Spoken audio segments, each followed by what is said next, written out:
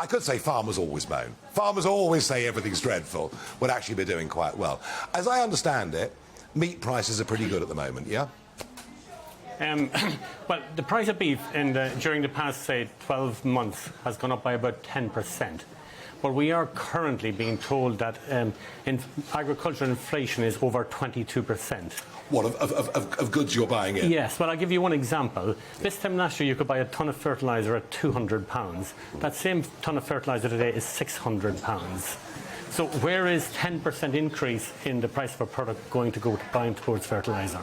OK, so prices are good. I know lamb prices equally well, lamb prices are excellent. Are really good. Yeah, better, yeah. But again, similar problems. The cost of production is rising quicker. Yeah, I get that indeed. I mean, exactly the same as that, really. The cost of production is the problem. We're just being squeezed harder at a higher price. So does this mean down the line that food prices simply have to rise in the shops? It seems inevitable. If costs don't drop again, yes. And those costs, you're reliant, I guess, with fertilisers and things, most of this is imported, yeah? The fertiliser wouldn't some imported, some yeah, mostly imported, but there's one company that makes it in the UK at the moment. That's the big company up in the northeast, exactly, isn't it? The one company. Which ironically is accused, of course, of producing too much carbon dioxide in the production of it. Now let's get to carbon dioxide, because as men that keep cattle, yes, you're clearly in Mrs. Carrie Johnson's sights.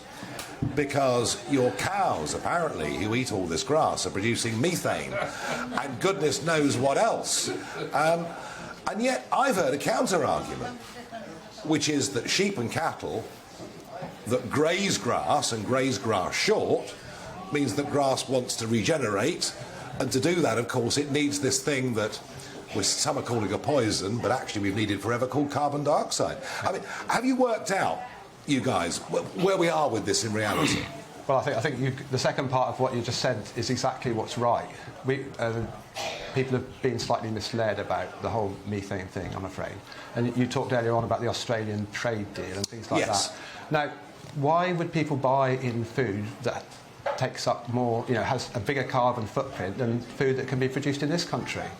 That's why would you buy in like that? Why would you do a trade deal that actually forces you to raise your carbon footprint, if that's the case? And we know that agriculture is the only industry that actually can produce, can actually have a better carbon footprint than it doesn't. We're very much misunderstood.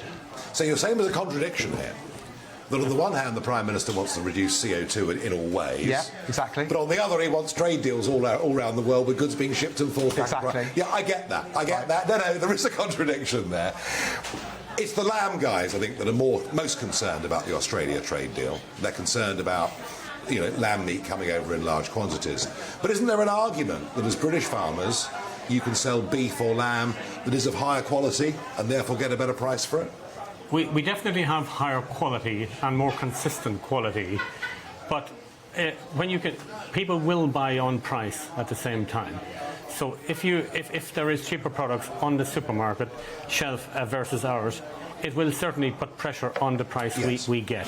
So that is obviously our immediate worry. We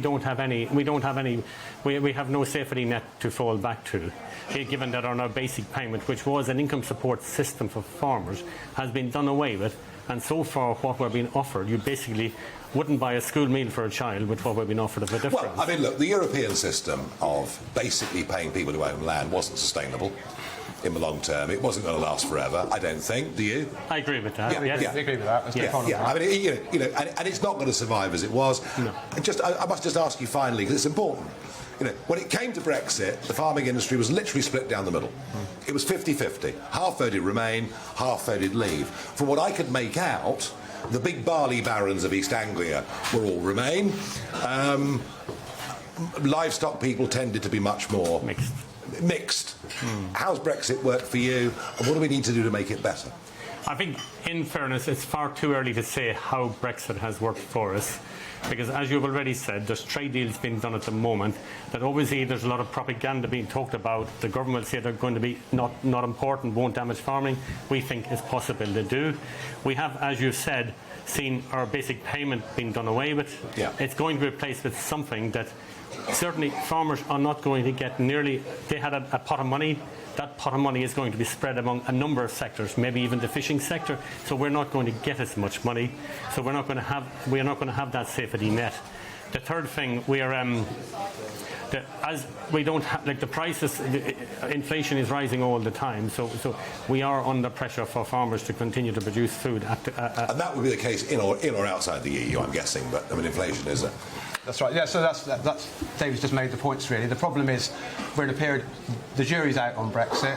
We're in a period of great uncertainty and change as well. And the inflation problems that we're getting at the moment are going to cause farmers to quit, and the pressures on the industry at the moment will mean that there's less food is produced in this country. And you've got to say, it was an election promise that we would not be importing food that wasn't produced to our standards, and that's actually going to happen just for some trade deal. The English consumer is our marketplace. 60 million consumers on our doorstep. How many are we going to sell to in Australia and New Zealand? How's that going to work? Tell me, please. Well, I can promise you I will go on buying high-end, high-quality, British farm-produced lamb and beef. And gentlemen, thank you both for joining us, and give them a hand, please.